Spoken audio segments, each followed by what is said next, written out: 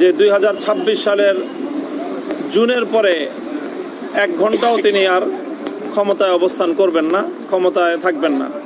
এর আগেই তিনি তার প্রক্রিয়া সম্পন্ন করে নির্বাচন দিবেন।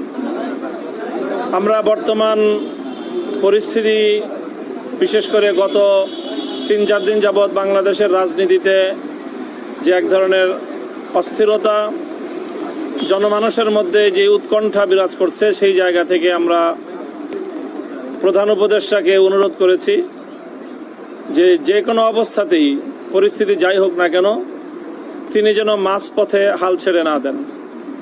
প্রধান উপদেষ্টা আমাদেরকে এ ব্যাপারে আশ্বস্ত করেছেন যে আমরা যদি সকলে তাকে সহযোগিতা করি তাহলে তিনি চলমান এই যে সংস্কার প্রক্রিয়া, এই সংস্কার প্রক্রিয়ার একটি পর্যায়ে নিয়ে দেশ এবং জাতিকে একটি গন্তব্য পর্যন্ত পৌঁছে দিয়েই তিনি তার দায়িত্ব ক্ষান্ত করবেন এবং একটি সুন্দর, গ্রহণযোগ্য, জাতীয় এবং আন্তর্জাতিক পর্যায়ে সকলের কাছে গ্রহণযোগ্য একটি নির্বাচন জাতিকে তিনি উপহার দিতে চান এবং সেই নির্বাচনের জন্য তিনি তার সর্বোচ্চ যে সময়সীমা তিনি বলিষ্ঠভাবে, স্পষ্ট ভাষায় আমাদের সামনে ব্যক্ত করেছেন, কমিটমেন্ট করেছেন যে 2026 সালের জুনের পরে 1 ঘন্টাও তিনি আর ক্ষমতায় অবস্থান করবেন না, ক্ষমতায় থাকবেন না।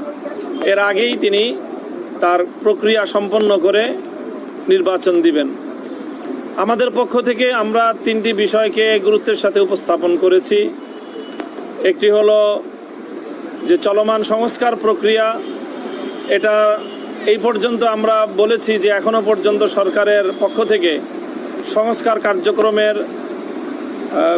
কাঙ্ক্ষিত মানের কোনো অগ্রগতি আমরা দেখতে পাইনি।